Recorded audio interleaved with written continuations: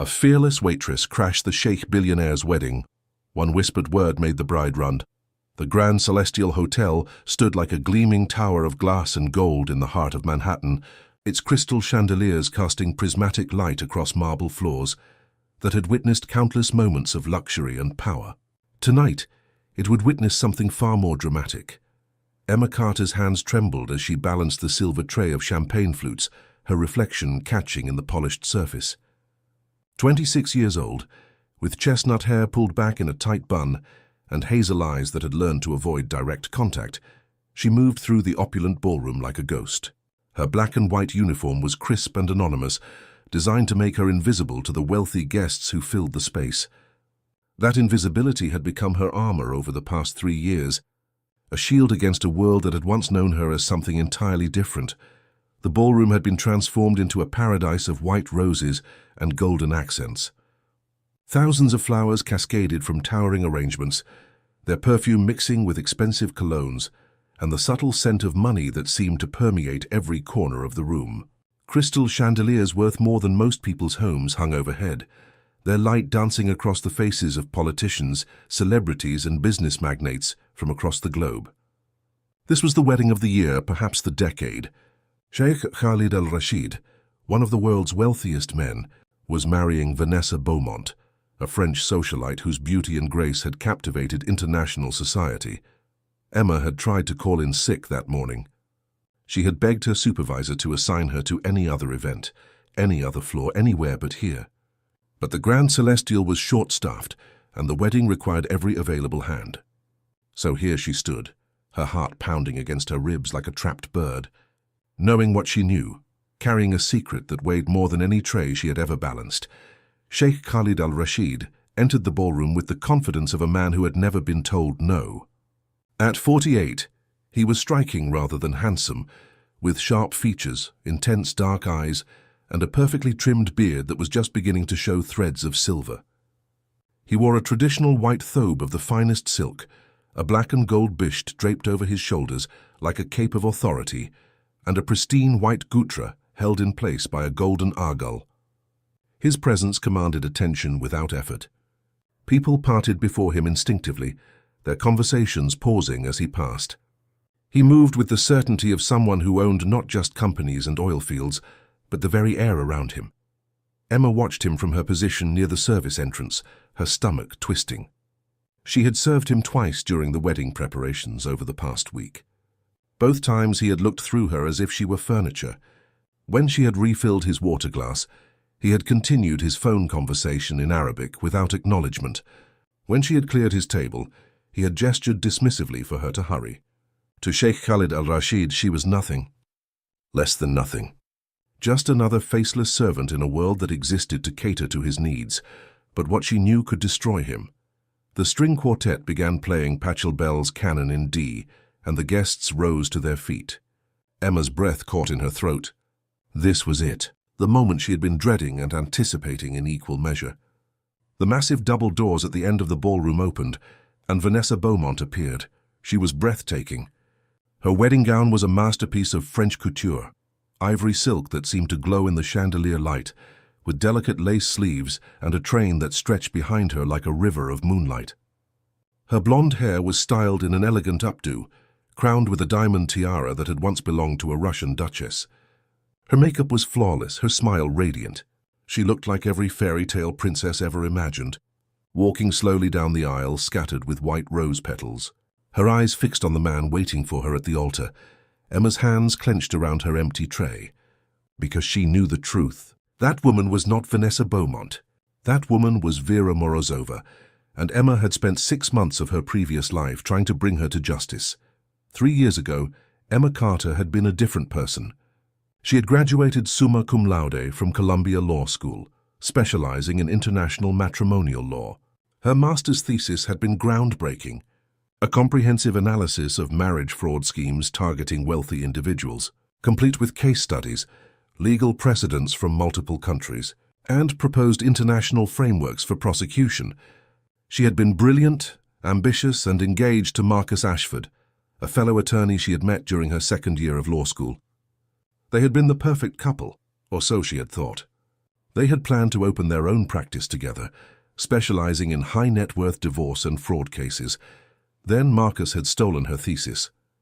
He had taken her research, her analysis, her words, and published it under his own name while she was visiting her sick mother in Boston. By the time Emma discovered the theft, Marcus had already presented it at an international legal conference in Geneva. He had received accolades, job offers, and a position at Sterling and Whitmore, one of the most prestigious law firms in New York. When Emma confronted him, he had laughed.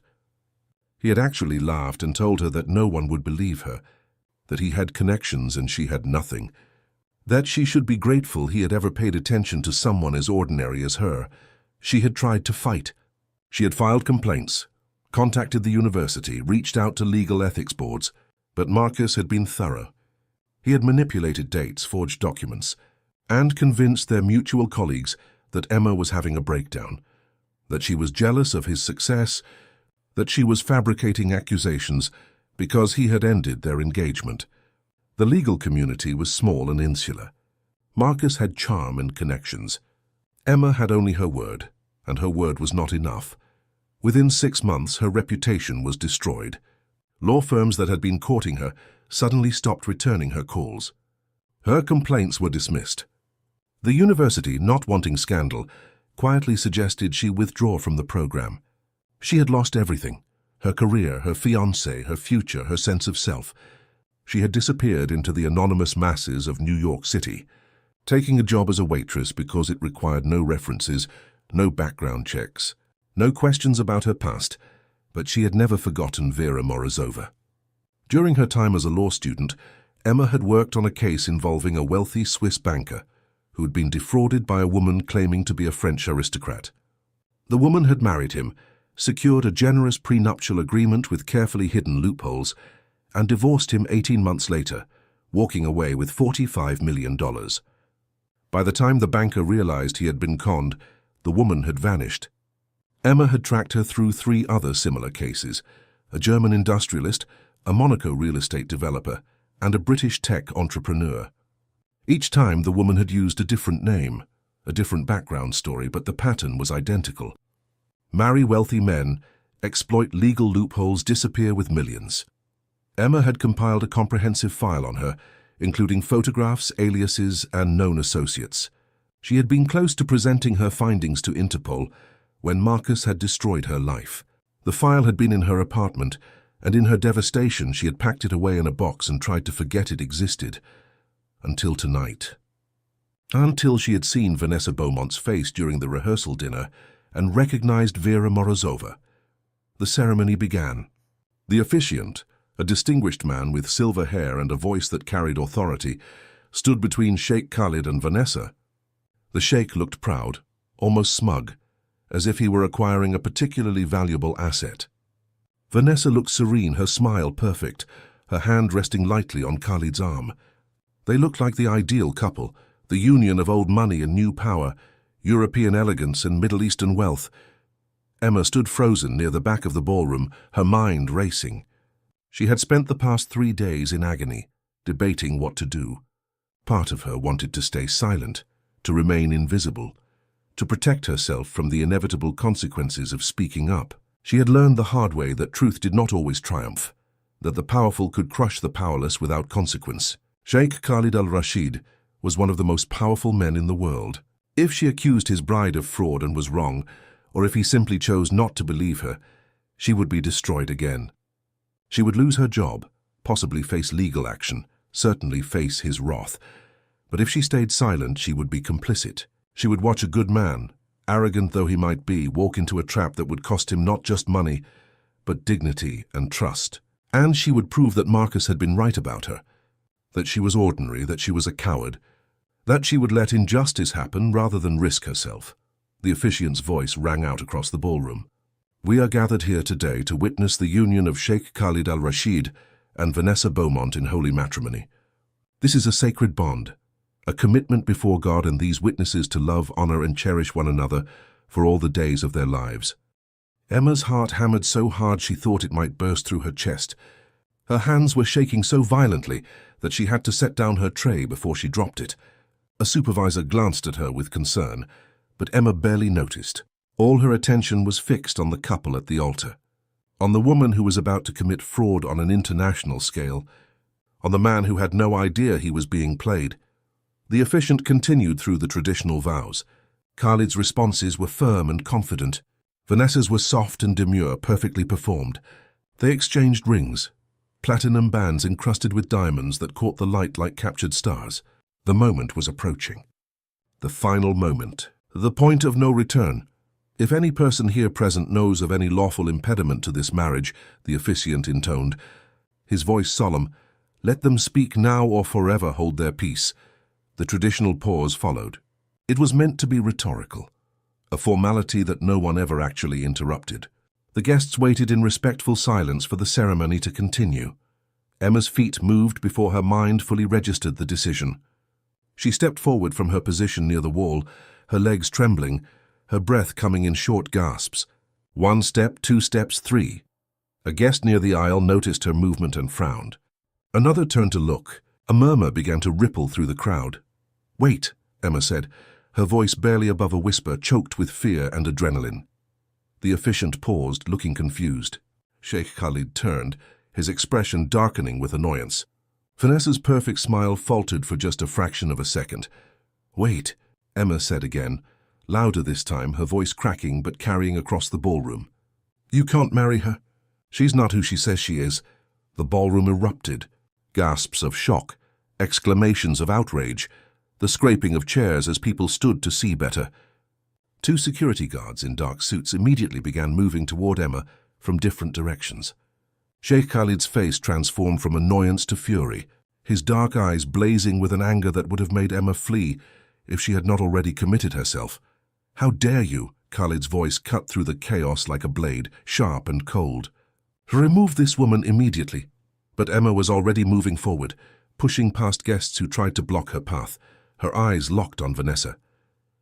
The bride had gone very still, her face carefully neutral, but Emma could see the calculation in her eyes, the rapid assessment of threat and escape routes. "Her name is not Vanessa Beaumont," Emma shouted, her voice stronger now, fueled by 3 years of suppressed rage and pain. "Her name is Vera Morozova. She's a con artist. She's done this before at least 4 times that I know of. She marries wealthy men, exploits loopholes in prenuptial agreements, and disappears with millions." The security guards reached Emma, their hands closing on her arms. But she had one more card to play, one more piece of information that would prove she was not just a delusional waitress seeking attention. Emma locked eyes with the bride and spoke a single word in Russian, a language she had learned during her legal studies, a language she knew Vera Morozova spoke fluently. Vera. The effect was instantaneous and devastating. Vanessa Beaumont's carefully constructed mask shattered.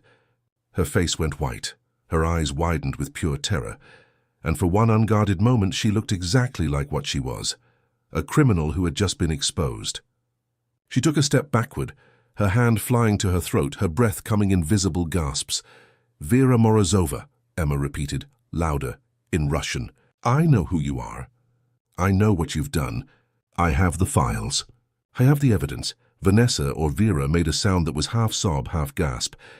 Then she turned and ran. Her expensive heels clattered on the marble floor as she gathered her train in both hands and fled toward the side exit, her tiara slipping from her hair and falling to the ground with a crystalline crash. The ballroom exploded into chaos. Guests shouted, cameras flashed, security guards abandoned Emma to chase after the fleeing bride. The string quartet stopped playing mid-note, leaving a ringing silence that was somehow louder than the music had been. Sheikh Khalid stood frozen at the altar, his face a mask of shock and humiliation. For a moment he looked lost, a powerful man suddenly stripped of his certainty. Then his eyes found Emma, and the fury that blazed there was terrifying. "Seize her," he commanded, his voice deadly quiet. "Do not let her leave this building." The security guards grabbed Emma's arms again, their grips painful this time. Emma did not resist. She had done what she came to do. Whatever happened next, she had told the truth. She had spoken up. She had not been a coward. As the guards dragged her toward a side room, Emma caught one last glimpse of Sheikh Khalid al-Rashid. He was staring after his vanished bride, his hands clenched into fists, his entire body rigid with rage and betrayal.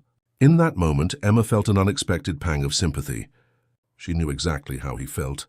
She knew what it was like to trust someone completely and discover that trust had been weaponized against you. But she also knew that, unlike her, Sheikh Khalid had the power and resources to find the truth. And she had just given him the first piece of that truth, whether he was ready to hear it or not. The security room was small and windowless, with concrete walls and a single metal table bolted to the floor. Emma sat in an uncomfortable plastic chair, her hands folded in her lap to hide their trembling, while two security guards stood by the door and a third man, who had introduced himself as the hotel's head of security, paced back and forth. Speaking rapidly into his phone, Emma had been in the room for 20 minutes. No one had told her what was happening. No one had explained what would happen to her. She assumed the police had been called. She assumed she would be arrested, possibly charged with disturbing the peace or trespassing, or whatever legal term applied to interrupting a billionaire's wedding. She had known this was a possibility when she made her decision, and she had accepted it. What she had not expected was for Sheikh Khalid himself to enter the room. He swept in like a storm, his bisht billowing behind him, his face carved from stone. The security guards immediately straightened, and the head of security ended his phone call mid-sentence. Khalid's presence filled the small room, making it feel even smaller, the air pressure seeming to increase with his anger. "Leave us," Khalid commanded without looking at the security personnel. "Sir, I don't think that's advisable," the head of security began. "This woman could be dangerous. She could be—" "I said leave us." Khalid's voice dropped to a tone that brooked no argument. "Wait outside. If I need you, I will call." The three men exchanged glances but obeyed, filing out and closing the door behind them. Emma was alone with Sheikh Khalid al-Rashid, and the full weight of his fury was now focused entirely on her. He stood across the table from her, not sitting, his hands braced on the metal surface, leaning forward in a posture of intimidation. Up close, Emma could see the fine lines around his eyes, the tension in his jaw, the barely controlled rage in every line of his body. "Who are you?" he demanded. "And you will tell me the truth, or I will ensure you regret this day for the rest of your life." Emma met his eyes, forcing herself not to look away despite every instinct screaming at her to submit, to apologize, to make herself small. "My name is Emma Carter. I'm a waitress here at the hotel." "A waitress?" Khalid's voice dripped with contempt. "A waitress who speaks Russian. A waitress who makes accusations of international fraud at my wedding. A waitress who somehow knows my bride's supposed real name. Do you expect me to believe that?" "I don't expect you to believe anything," Emma said quietly. "But it's the truth. I am a waitress. But I wasn't always. Then what were you?" Khalid straightened slightly, his eyes narrowing. "Who are you, really?" Emma took a deep breath. This was the moment she had been dreading, the moment when she would have to expose her own past, her own failures, her own humiliation. But if she wanted Khalid to believe her about Vera, she would have to give him the truth about herself first. 3 years ago, I was a law student at Columbia. I specialized in international matrimonial law and fraud cases. I was working on my master's thesis about marriage fraud schemes targeting wealthy individuals. As part of my research, I investigated several cases of a woman who used different identities to marry and defraud rich men across Europe. I compiled a comprehensive file on her, including photographs, aliases, and patterns. That woman was Vera Morozova, and the woman you were about to marry is her. Khalid stared at her for a long moment, his expression unreadable. Then he laughed, a harsh, bitter sound. "You expect me to believe that a law student from Columbia is now working as a waitress? What happened? Did you fail out?" The words stung, but Emma had expected them. "No, I didn't fail. My fiancé stole my thesis and published it as his own work. When I tried to expose him, he destroyed my reputation. No one believed me. I lost everything, my career, my credibility, my future. So yes, I became a waitress, because it was the only job I could get that didn't require references or background checks." Something flickered in Khalid's eyes. Not sympathy exactly, but perhaps recognition. He knew what betrayal felt like now. He had just experienced it himself. "Even if what you say is true," Khalid said slowly, "even if you were a law student and you did research this woman, why should I believe your accusations? My bride, Vanessa, comes from an impeccable family. I had her background thoroughly investigated. She has documentation, references, a complete history. All forged, Emma said. Vera Morozova is an expert at creating false identities. She has connections to document forgers, identity specialists, people who can create an entire life history that will pass most background checks. But I can prove what I'm saying. I still have my research files. I have photographs of her from her previous marriages under different names. I have documentation of the fraud cases. I have everything. Where? Khalid demanded. Where are these files? In my apartment. In a storage box. I can take you there right now. Khalid studied her for another long moment, his dark eyes searching her face for any sign of deception. Emma held his gaze, letting him look, letting him see that she was telling the truth. She had nothing left to lose. She had already lost everything once. If he chose not to believe her, if he had her arrested, it would simply be another chapter in her ongoing destruction. Finally, Khalid straightened and pulled out his phone. He made a call, speaking rapidly in Arabic. Emma caught only a few words, but she understood the tone. Commands, arrangements, mobilization of resources. When he ended the call, he looked at her again. You will take me to your apartment. You will show me these files. If you are lying, if this is some elaborate scheme for attention or money or revenge, I will have you prosecuted to the fullest extent of the law. I will ensure you never work again anywhere. Do you understand? I understand, Emma said. And I'm not lying. We shall see. Khalid moved to the door and opened it, speaking to the security guards outside. Bring the car around. We're leaving, and find out where Vanessa went. I want her located immediately. 20 minutes later, Emma found herself in the back of a black Mercedes S-Class, sitting as far from Sheikh Khalid as the spacious interior allowed. A driver and a bodyguard occupied the front seats. Another SUV with additional security followed behind them. Emma gave her address, a modest apartment building in Queens, and the convoy began moving through the Manhattan streets. The silence in the car was oppressive. Khalid stared out the window, his jaw clenched, his hands folded tightly in his lap. Emma could feel the anger radiating from him like heat.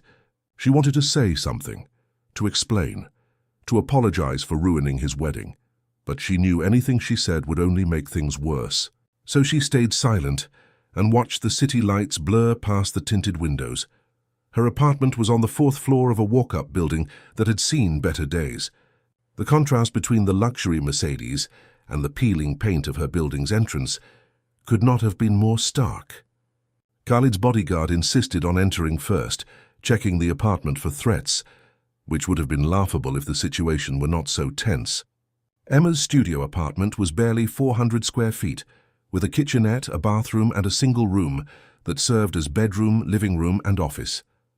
There was nowhere to hide a threat, unless you counted the cockroaches. Khalid entered after his bodyguard gave the all-clear, and Emma watched his eyes take in her living space. The second-hand furniture, the books stacked on every available surface, the single window that looked out onto a brick wall. This was her life now. This was what she had been reduced to. The files are in the closet, Emma said quietly, moving to the narrow door beside her bed. She pulled out a cardboard box labeled Columbia in faded marker and set it on her small table. Her hands shook slightly as she opened it. Inside were the remnants of her previous life, her law school diploma still in its frame, notebooks filled with her handwriting, printed articles and case studies, and at the bottom, a thick manila folder labeled Morozova Investigation. Emma pulled out the folder and opened it. Photographs spilled across the table. Vera Morozova in various guises, as Isabelle Dubois at a charity gala in Monaco, as Katerina Volkov at a wedding in Switzerland, as Victoria Beauchamp at a polo match in England. Different hair colors, different styles, but the same face. The same woman who had been standing at the altar tonight as Vanessa Beaumont. Khalid leaned over the table, his eyes scanning the photographs. Emma watched his face as recognition dawned, as the pieces fell into place. She pulled out more documents, newspaper articles about wealthy men who had been defrauded, legal filings, investigation reports she had obtained through her university connections. This is her, Khalid said finally, his voice hollow. He picked up a photograph of Vera as Katerina Volkov, standing beside a Swiss banker at their wedding. "This is Vanessa." "The face is the same." "Yes," Emma said. "She's very good at changing her appearance, but the bone structure is identical." I recognized her immediately at the rehearsal dinner. Khalid sank into Emma's single chair, the only one in the apartment, looking suddenly exhausted. The arrogance had drained from him, replaced by a weariness that made him look older. "I had her investigated. I hired the best firm in New York. They found nothing suspicious." "She's been doing this for at least a decade," Emma explained. "She knows how to create identities that will pass standard background checks. She probably has legitimate documents, legitimate references, all carefully constructed. The only way to catch her is to know her pattern, to recognize her face from previous frauds." "And you recognized her?" Khalid looked up at Emma, and for the first time, there was no contempt in his eyes. "You risked everything to warn me." "Why?" Emma hesitated. It was a good question. Why had she risked everything? She could have stayed silent, kept her job, avoided this entire disaster. But she knew the answer. "Because I know what it's like to be betrayed by someone you trust," she said quietly. "I know what it's like to have your life destroyed by someone who saw you as nothing more than a mark, a means to an end. I couldn't watch it happen to someone else, even someone I don't know, even someone who would never have noticed I existed. It wasn't right." Khalid studied her for a long moment, and Emma saw something shift in his expression. Respect, perhaps, or recognition of a kindred spirit, someone else who had been wounded by betrayal. "Tell me about your fiancé," Khalid said. "The one who stole your work." So Emma told him. She told him about Marcus Ashford, about their relationship, about the theft of her thesis and the systematic destruction of her reputation. She told him about the complaints that went nowhere, the colleagues who stopped returning her calls, the university that quietly pushed her out rather than deal with scandal. She told him about the past 3 years of anonymity and survival, of serving tables and avoiding anything that might draw attention to her existence. When she finished, Khalid was silent for a long time. Then he pulled out his phone and made another call, speaking in English this time. "I need a complete investigation of Marcus Ashford, attorney at Sterling and Whitmore. I want everything. His cases, his publications, his finances, his communications. I want to know if he has any connection to Vanessa Beaumont or any of her known aliases. And I want it by tomorrow morning." He paused, listening. "I don't care what it costs. Do it." He ended the call and looked at Emma. "If what you say about this man is true, if he stole your work and destroyed your career, then he will face consequences. I promise you that." Emma felt tears prick her eyes but blinked them back. "Why would you help me?" "Because you helped me," Khalid said simply. "Because you risked everything to tell me the truth, when you had nothing to gain and everything to lose. Because I understand now that you are not a waitress. You are an attorney who was wronged, and that wrong will be righted." He stood, his presence filling the small apartment. "I need to find Vanessa or Vera or whatever her real name is. I need to understand the full extent of this fraud. And I need your help. You know her patterns, her methods. You have expertise that I need." "I'll help however I can," Emma said. "But I should warn you, she's probably already gone. She's an expert at disappearing. Once she knew she was exposed, she would have had an escape plan ready." "Then we will find her," Khalid said with absolute certainty. "I have resources she cannot imagine. And I have you, someone who understands how she thinks." He moved toward the door, then paused and turned back. "Pack a bag. You're coming with me. I'm not leaving you here alone. If Vanessa has accomplices, if she realizes you're the one who exposed her, you could be in danger." "I can't just leave," Emma protested. "I have work tomorrow. You no longer work at the hotel," Khalid interrupted. "As of tonight, you work for me. Your job is to help me understand this fraud and bring Vanessa to justice. I will pay you $10,000 a week for your expertise and your time. And when this is over, we will discuss your future. But right now you need to pack a bag and come with me." Emma stared at him, unable to process what was happening. 12 hours ago she had been an invisible waitress. Now she was being hired by a billionaire to investigate international fraud. It felt surreal, like a dream she might wake from at any moment, but it was real. And for the first time in 3 years, Emma felt something she had thought was dead: hope. But it was real. And for the first time in 3 years, Emma felt something she had thought was dead: hope. She packed quickly, throwing clothes and toiletries into a worn duffel bag. She grabbed her laptop, her files on Vera, and the few possessions that mattered to her. Within 15 minutes, she was following Sheikh Khalid al-Rashid out of her apartment and back into the Mercedes. Her old life left behind in a 400-square-foot studio, her new life uncertain but suddenly full of possibility.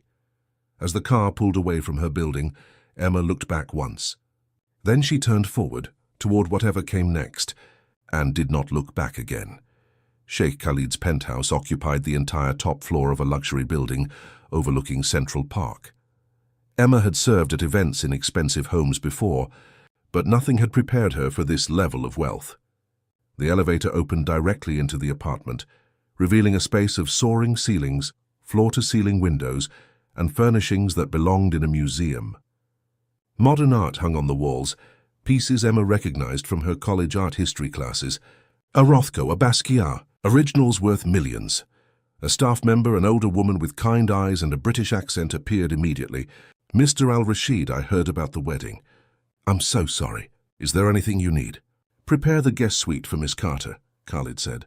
"She'll be staying here for the foreseeable future. Can have coffee and food sent to my office. We have work to do." The woman, who introduced herself as Margaret, led Emma to a bedroom that was larger than her entire apartment. A king-sized bed dominated the space, dressed in linens that probably cost more than Emma's monthly rent. The attached bathroom had heated marble floors and a shower that could fit 6 people. Emma set down her shabby duffel bag on the pristine floor and felt like an imposter. "I'll bring you some clothes," Margaret said gently, as if reading Emma's thoughts. "You're about the same size as Mr. Al-Rashid's sister. She keeps a wardrobe here for when she visits. I'm sure she wouldn't mind you borrowing a few things." "Thank you," Emma managed, overwhelmed by the kindness. 20 minutes later, showered and dressed in borrowed clothes that fit surprisingly well, Emma made her way to Khalid's office. She found him at a massive desk, still wearing his wedding thobe, but with the bisht discarded, his gutra removed to reveal thick, dark hair. He was on the phone, speaking in rapid Arabic, his free hand gesturing sharply. When he saw Emma, he gestured for her to sit. The office was lined with bookshelves filled with volumes in multiple languages. A wall of windows showed the glittering expanse of Manhattan at night. On the desk were multiple computer monitors, all displaying different information. Khalid ended his call and turned his attention to Emma. "My security team has located Vanessa's apartment. She's gone. The apartment has been cleared out completely, as if she was never there. Her phone is disconnected.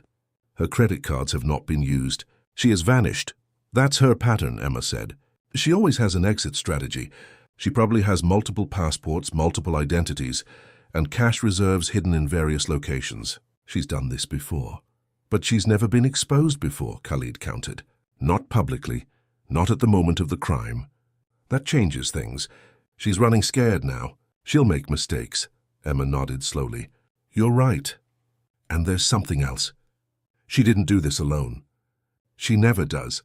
She always has accomplices, document forgers, financial advisors who help her hide money, sometimes lawyers who help her exploit legal loopholes." "Lawyers," Khalid repeated, his eyes sharpening. "Like your ex-fiancé?"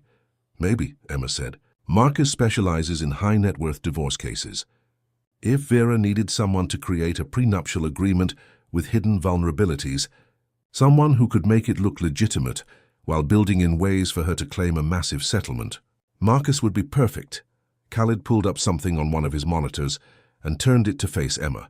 It was a photograph of Marcus Ashford, taken from his law firm's website.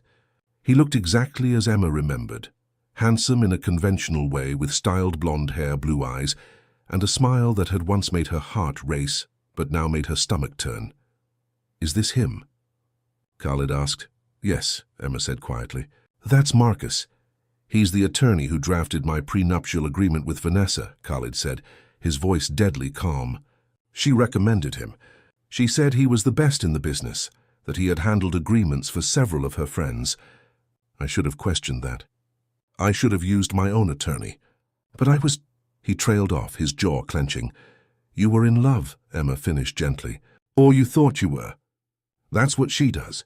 She makes you believe in the fairy tale so completely that you don't question the details." "I was a fool," Khalid said bitterly. I pride myself on my business acumen, my ability to read people, my strategic thinking, and I was played like a complete amateur. She's a professional, Emma said. This is what she does. You're not the first brilliant, successful man she's fooled, and if we don't stop her, you won't be the last.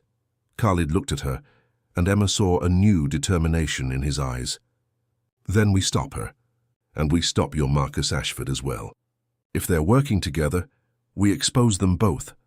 Over the next several hours, Emma and Khalid worked through the files, building a timeline of Vera's known frauds.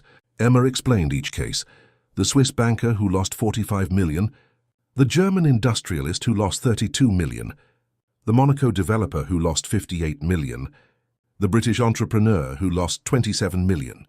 In each case, the pattern was the same. Vera would meet the target at a social event, cultivate a romance, present herself as the perfect partner, marry quickly, and then exploit carefully crafted loopholes in the prenuptial agreement to claim an enormous settlement in the divorce. The key is the prenuptial agreement, Emma explained. It looks solid on the surface, but there are always hidden vulnerabilities. Clauses that can be interpreted multiple ways, definitions that are deliberately vague, triggers that seem reasonable but can be manipulated. A good attorney can find them if they know what to look for. And Marcus Ashford knows what to look for because he creates them, Khalid said grimly. He pulled up the prenuptial agreement he had signed with Vanessa, a document of over 60 pages. Show me where the traps are. Emma read through the document, her legal training coming back to her like muscle memory. It took her less than 20 minutes to find the first major vulnerability. Here, she said, pointing to a clause on page 17. This section defines marital misconduct as grounds for modifying the financial settlement. But look at how broadly it's defined. It includes emotional neglect, failure to maintain the lifestyle promised during courtship, and breach of verbal agreements made prior to marriage. Those are incredibly subjective terms. A good attorney could argue that almost anything constitutes marital misconduct under these definitions. Khalid leaned over her shoulder, reading the clause. And if I'm found guilty of marital misconduct, the settlement increases from 5 million to 50 million. Exactly, Emma said. And here on page 23 there's another trap. This clause says that if the marriage ends within the first 2 years for any reason other than your documented infidelity, she's entitled to 20% of any business ventures initiated during the engagement period. When did you get engaged? 14 months ago, Khalid said, his voice tight. And have you started any new business ventures since then? 3, including a joint venture with a Saudi petroleum company worth approximately $200 million. Emma did the math quickly. 20% of that would be $40 million. Combined with the marital misconduct clause, she could have walked away with $90 million or more. Khalid slammed his hand on the desk, making Emma jump. And I would have paid it. I would have paid anything to end the marriage quietly, to avoid scandal, to protect my reputation. That's what she was counting on. Yes, Emma said. That's exactly what she was counting on. She's done this before. She knows how men like you think. You value your privacy, your reputation, your image. You would pay enormous sums to avoid public embarrassment. Not anymore, Khalid said coldly. Now I want public exposure. I want everyone to know what she is, what she tried to do. I want her face on every news channel, every website, every newspaper. I want her to have nowhere to hide. That's risky, Emma warned. It means exposing yourself, admitting you were fooled. Your competitors will use it against you. The media will have a field day. I don't care, Khalid said. I have been arrogant. I have been blind. But I am not a coward. If exposing my own foolishness is the price of bringing her to justice, I will pay it gladly. Emma felt a surge of respect for him. This was not the arrogant billionaire who had looked through her at the hotel. This was a man who had been humbled and was choosing honor over pride. Then we'll need more evidence, Emma said. We need to prove the connection between Vera and Marcus. We need to show that this was a coordinated fraud, not just a bad prenuptial agreement. We need communications, financial records, anything that links them together. My investigators are already working on it, Khalid said. By morning, we'll have Marcus Ashford's complete digital footprint. Every email, every phone call, every financial transaction. If there's a connection, we'll find it. Margaret appeared with coffee and sandwiches, which Emma realized she desperately needed. She hadn't eaten since before the wedding, and it was now past midnight. As they ate, Khalid asked Emma more about her background, her education, her research. He listened intently, asking sharp questions, treating her like the expert she was rather than the waitress she had become. "You should never have lost your career," Khalid said finally. "What Marcus Ashford did to you was criminal. Intellectual property theft, fraud, defamation. He should have been prosecuted." "Should have been," Emma agreed. "But he had connections and I didn't. That's how the world works." "That's how the world worked," Khalid corrected. "But it's about to change. For both of us." At 2 in the morning, Khalid's phone rang. He answered immediately, listened intently, and then smiled for the first time since Emma had met him. It was not a pleasant smile. "They've found it," he said to Emma. "The connection. Marcus Ashford and Vanessa Beaumont have been in regular contact for over 2 years, long before I ever met her. Emails, phone calls, encrypted messages, and financial transfers. Marcus has received payments totaling over $3 million from offshore accounts linked to Vera's previous identities." "That's the proof we need," Emma said, her heart racing. "That proves conspiracy to commit fraud." "There's more," Khalid continued. "Marcus Ashford's thesis, the one he published under his own name, the one he stole from you, has been used in several high-profile cases, including cases involving Vera's previous victims. He's been using your work to help her commit fraud for years." Emma felt dizzy. Her stolen thesis, her research, her words had been weaponized to hurt innocent people. Marcus hadn't just destroyed her career. He had turned her work into a tool for criminals. "We have enough to go to the authorities," Khalid said.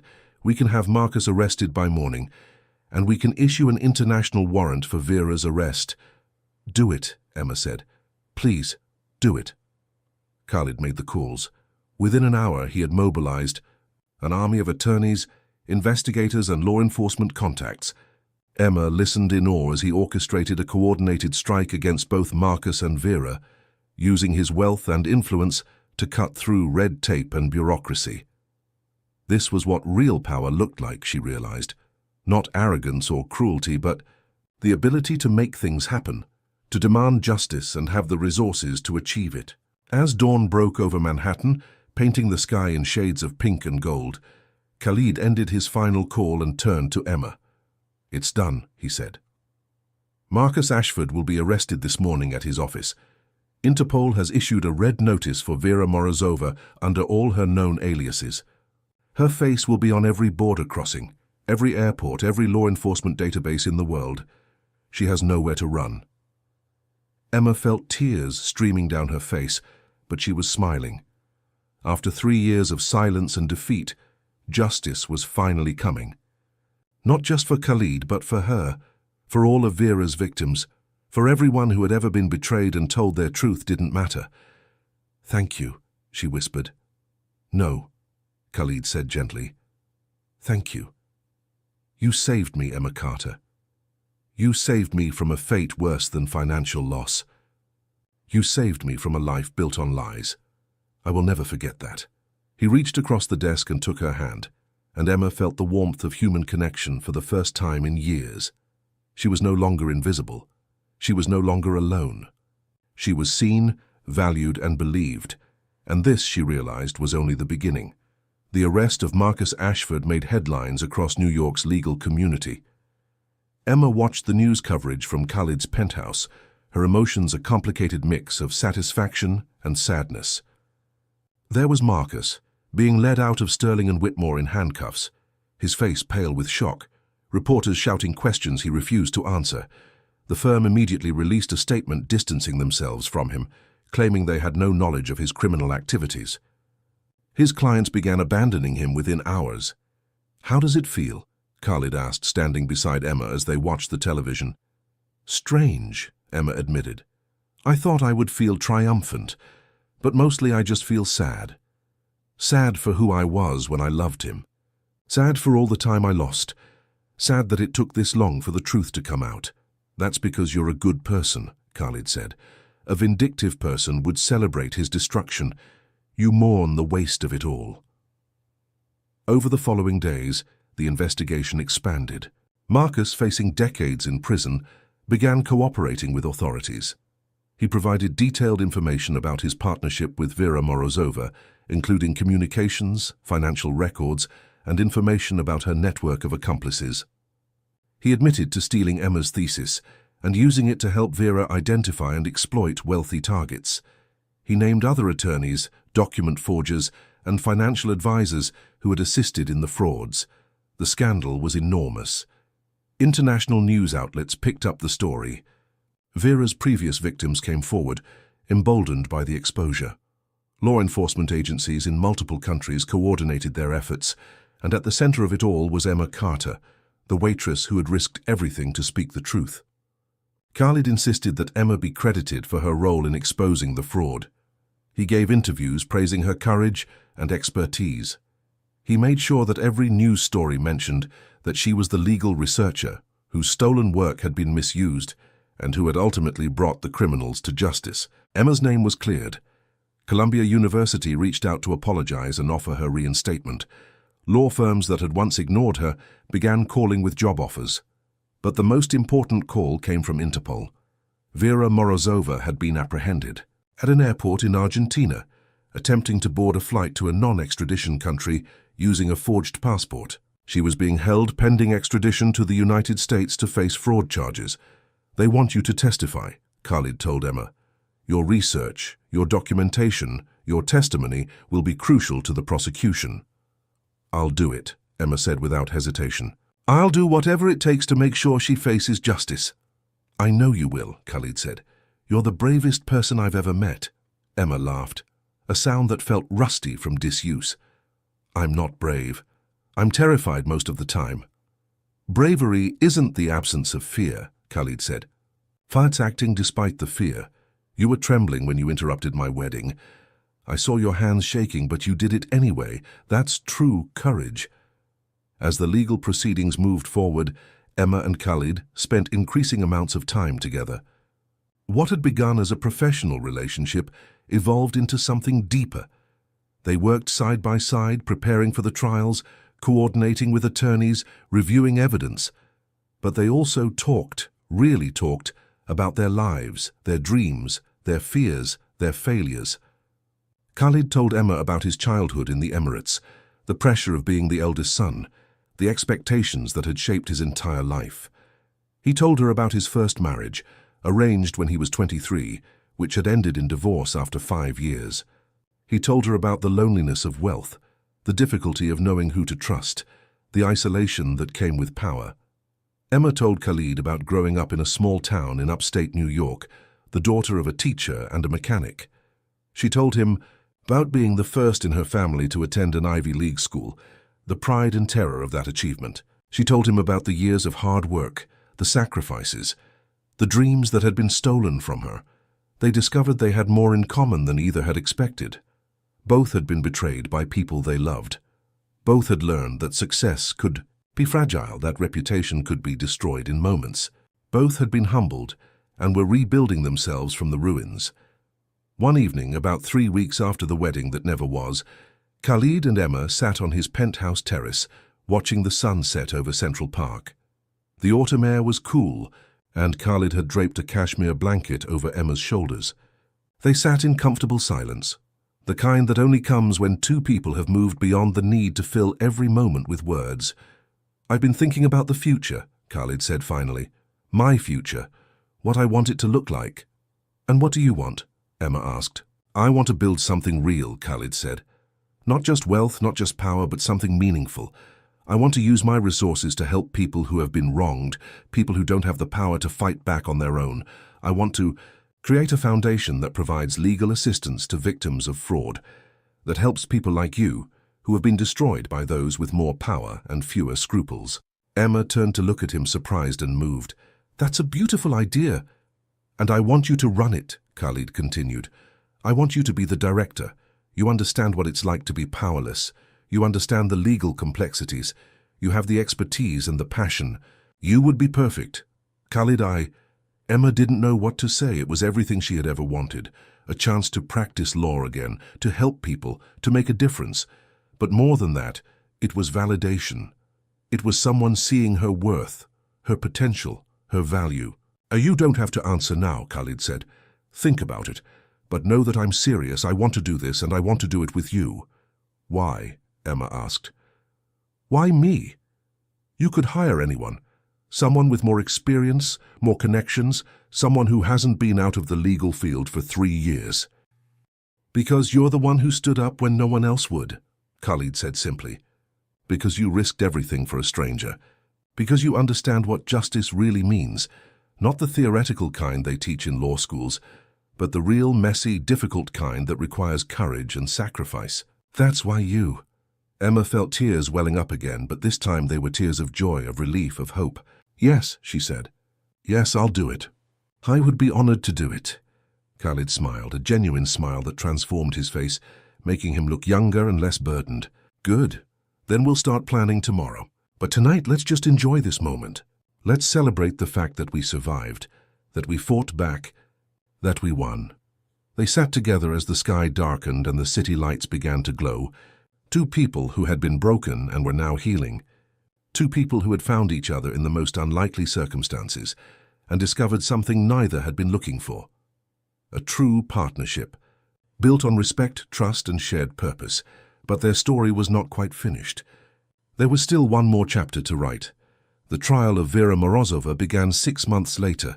It was held in federal court in Manhattan, and it attracted international attention. Vera's victims came from around the world to testify. The Swiss banker, the German industrialist, the Monaco developer, the British entrepreneur, all of them told their stories of betrayal and loss. Marcus Ashford testified as part of his plea agreement, detailing the mechanics of the fraud scheme and his role in it, and Emma testified. She took the stand wearing a navy suit that Khalid had insisted on buying her hair pulled back professionally, her voice steady and clear. She explained her research, her documentation, her recognition of Vera at the wedding. She described the pattern of fraud, the sophistication of the scheme, the devastating impact on the victims. Vera's defense attorney tried to discredit her, suggesting she was motivated by revenge against Marcus, that her testimony was biased, that her research was incomplete. But Emma held firm. She had the evidence. She had the truth. And she had learned that truth, spoken clearly and backed by facts, was more powerful than any manipulation. The jury deliberated for less than 4 hours. Vera Morozova was found guilty on all counts: fraud, conspiracy, identity theft, money laundering. She was sentenced to 25 years in federal prison and ordered to pay restitution to her victims, totaling over $200 million. When the verdict was read, Emma felt a weight lift from her shoulders that she hadn't even realized she was carrying. It was over. Justice had been served. The woman who had destroyed so many lives would spend the next quarter-century behind bars. Outside the courthouse, reporters swarmed Emma and Khalid. Cameras flashed, microphones were thrust forward, questions were shouted from all directions. Khalid handled it with practiced ease, making a brief statement about justice being served and thanking law enforcement for their diligent work. Then he turned to Emma. "This woman," he said, gesturing to Emma, "is a hero. She risked everything to expose a criminal enterprise. She stood up when it would have been easier and safer to stay silent. She is the reason Vera Morozova will never hurt anyone again.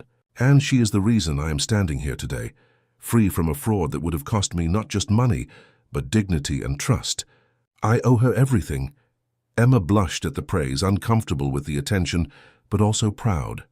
She had done something that mattered. She had made a difference. She had reclaimed her voice and her power. That evening, Khalid took Emma to dinner at Le Bernardin, one of the finest restaurants in New York. They sat at a private table overlooking the city, eating food that was more art than sustenance, drinking wine that cost more than Emma used to make in a month. "I have something for you," Khalid said as dessert was being served. He pulled out a small box and slid it across the table. Emma's heart jumped. The box was the wrong size and shape for a ring, but still the gesture felt significant. She opened it carefully and found a key inside, attached to a small card. "What is this?" she asked. "The key to your new office," Khalid said. "The foundation is officially established. The Al-Rashid Foundation for Justice and Legal Aid. We have office space in Midtown, a staff of 12 attorneys and support personnel, and an endowment of $50 million. We'll provide free legal services to victims of fraud, identity theft, and financial crimes. We'll help people who can't afford to fight back. And you're the executive director. Emma stared at the key, overwhelmed. Khalid, this is too much. I don't know what to say. Say you'll accept it, Khalid said. Say you'll help me build something that matters. Say you'll be my partner in this. Partner, Emma repeated, looking up at him. Is that all I am? Your partner? Khalid's expression grew serious. He reached across the table and took her hand. Emma, over the past 6 months you have become the most important person in my life. You have challenged me, inspired me, and shown me what true integrity looks like. You have made me want to be a better man. I don't know what the future holds, but I know I want you in it. Not just as my partner in the foundation, but as my partner in life, if you'll have me. Emma felt her breath catch. This was not a proposal, not exactly. But it was something equally significant, a declaration of intent, a promise of possibility, an invitation to build a future together. I'm not who you were supposed to marry, Emma said softly. I'm not elegant or sophisticated. I'm not from your world. I'm just a girl from upstate New York who served tables for 3 years. You're wrong, Khalid said firmly. You're not just anything. You're brilliant, courageous, and principled. You're the woman who saved my life. You're the woman I admire more than anyone I've ever met. And you're the woman I'm falling in love with. Your background doesn't matter. Your past doesn't matter.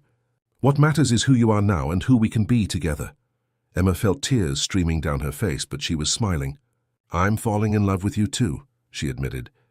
I have been for months, but I was afraid to say it. I was afraid you would see me as just the waitress who interrupted your wedding, someone you felt obligated to help. I see you as the woman who had the courage to do what was right when no one else would, Khalid said. I see you as my equal, my partner, and if you'll let me, my love. Emma squeezed his hand. Yes, she said. Yes to all of it. The foundation, the partnership, the future. Yes. They left the restaurant hand in hand, stepping out into the New York night. The city glittered around them, full of possibility and promise. They had both been broken, both been betrayed, both been brought to their knees by people who saw them as nothing more than marks to be exploited. But they had survived. They had fought back. They had found each other, and they had won. 1 year later, Emma stood in the offices of the Al-Rashid Foundation for Justice and Legal Aid, looking out at the Manhattan skyline.